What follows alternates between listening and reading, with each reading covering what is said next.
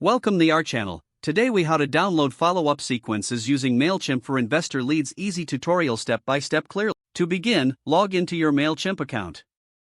Once logged in, navigate to the audience section in the main menu. Select the audience you want to work with for your investor leads. Now, click on Manage Audience and then select Sign Up Forms. In the Sign Up Forms menu, choose Form Builder.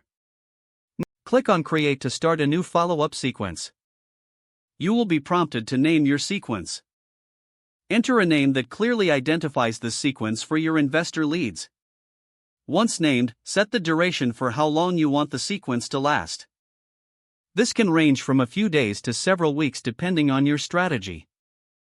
After setting the duration, click on Add Email to create your first follow-up email.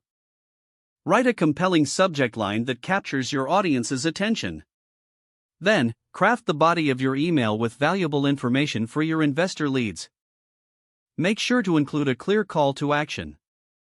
Repeat the process to add additional emails to the sequence as needed.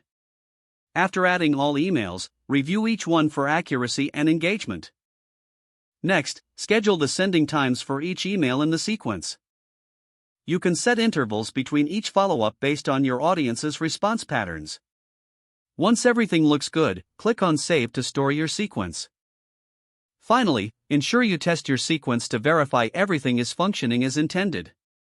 Now you are ready to start nurturing your investor leads with your follow-up sequence. If the page does not load, refresh the browser or try again in a private or incognito window. Make sure you are using the correct email address, then retype it carefully to avoid small typos. If your password is not accepted, use the reset option and create a new strong password you can remember. Check your spam folder for verification or security emails, then complete any requested confirmation steps.